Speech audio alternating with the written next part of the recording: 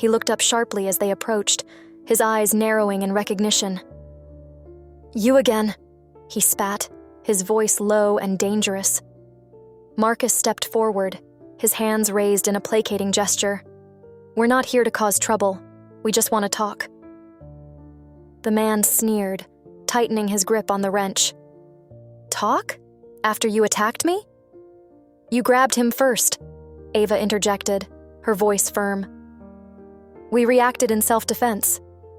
The man took a step forward, his expression menacing. "You've got a lot of nerve sneaking around and spying on us." "We're all in this together," Marcus said calmly, refusing to be intimidated. "Fighting each other won't help anyone. We need to work together to survive."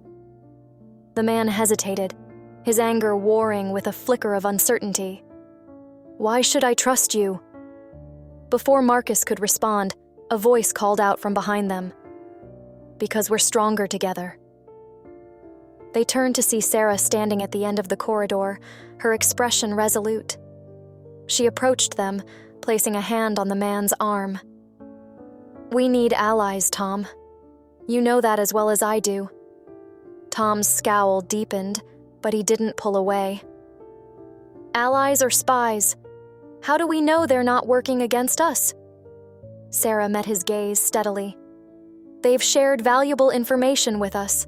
Information about the shadows. They want to survive just as much as we do."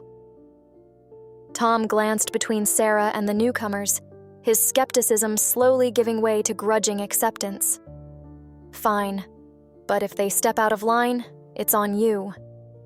Sarah nodded, her relief palpable. "Understood. Now let's find a way to make this work." With the immediate tension diffused, they returned to the storage room, where Sarah explained the situation to the rest of her group.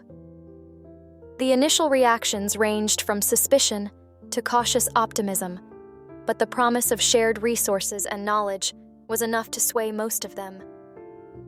"We've been tracking the shadows' movements," Sarah said, laying out a map of the facility.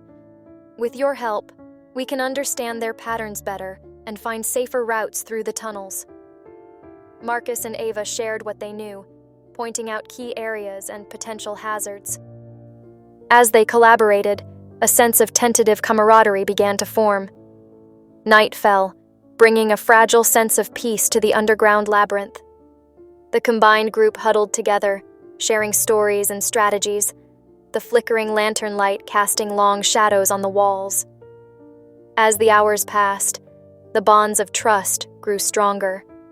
Tom, though still wary, began to participate more actively in the discussions, his gruff exterior softening slightly. "We need to secure the eastern wing," he said, pointing to a section of the map. "There's a series of old maintenance tunnels there that could be useful for quick escapes."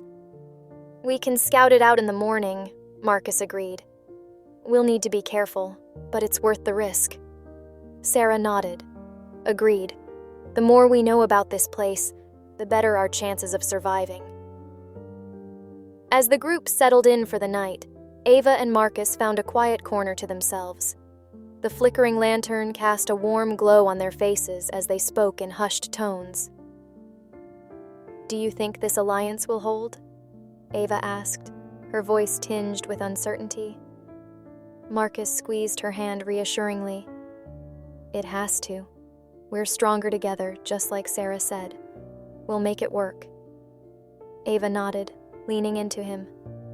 "I'm glad you're here with me, Marcus. I don't think I could do this alone." "You're not alone," Marcus replied softly. "We have each other, and now we have a chance to build something more."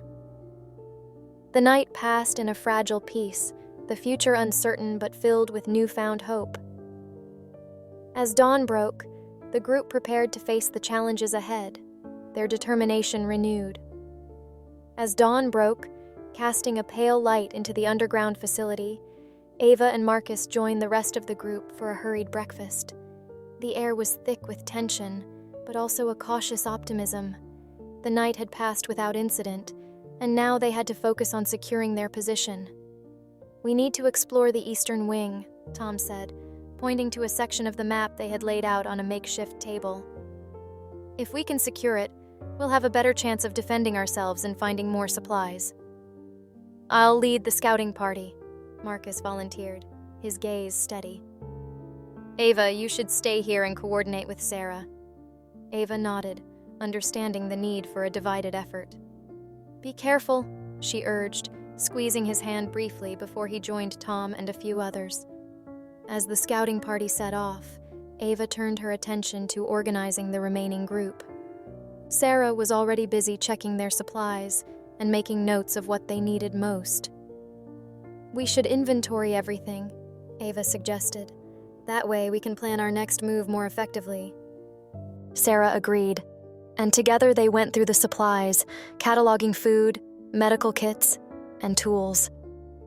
The process was methodical, but it helped calm Ava's nerves. She could feel the weight of responsibility pressing down on her, but she was determined to see it through. Meanwhile, Marcus and his team navigated the dark, narrow corridors of the eastern wing.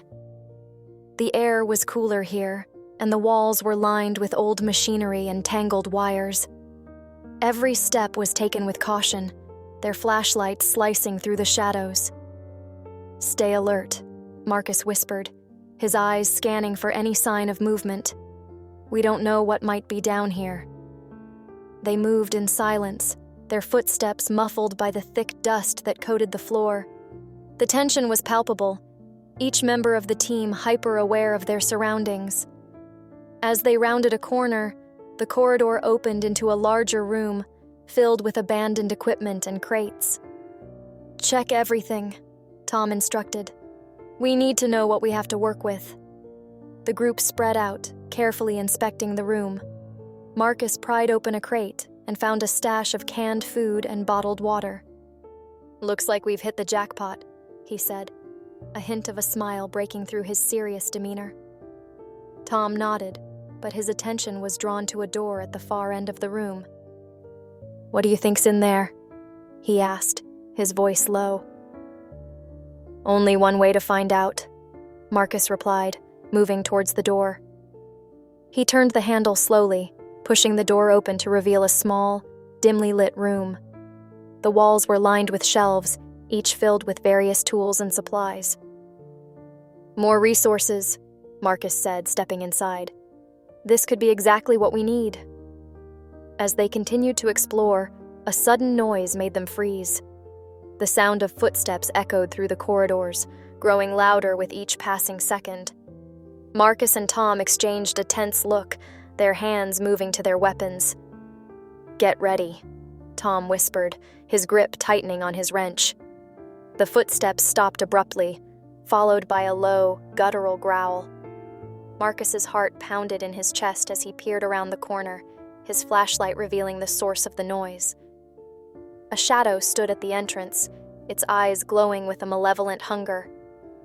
"Back up slowly," Marcus instructed, trying to keep his voice steady. "We need to get out of here." But as they retreated, the shadow lunged forward, its speed and aggression catching them off guard. The group scattered, desperately trying to avoid the creature's deadly claws. Marcus swung his flashlight, striking the shadow on the head, but it only seemed to anger the beast further.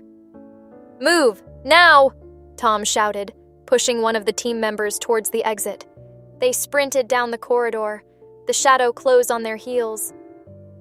Marcus glanced back, his heart racing as he saw the creature gaining on them. "We need to slow it down," he yelled, looking for anything they could use to block the path. Tom spotted a stack of crates and toppled them over, creating a makeshift barrier. The shadow crashed into the obstruction, giving them a few precious seconds to escape. They didn't stop running until they reached the relative safety of the main corridor, their breaths coming in ragged gasps. "That was too close," Marcus said, his voice strained. "We can't stay here," Tom replied, his expression grim. "We need to regroup and find a more secure location." Back at the main camp, Ava and Sarah had finished their inventory and were discussing their next steps when they heard the commotion. Ava's heart leaped into her throat as she saw Marcus and the others running towards them. "What happened?" she asked, rushing to his side.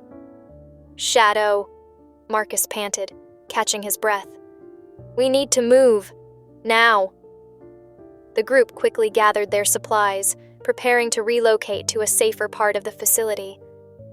The mood was tense, but there was a sense of determination among them. They had faced danger before, and they would face it again. As they moved through the facility, Sarah turned to Ava. "We need to find a way to communicate with the outside world. There might be other survivors out there who can help us." Ava nodded, her mind racing with possibilities. "We'll figure it out, together."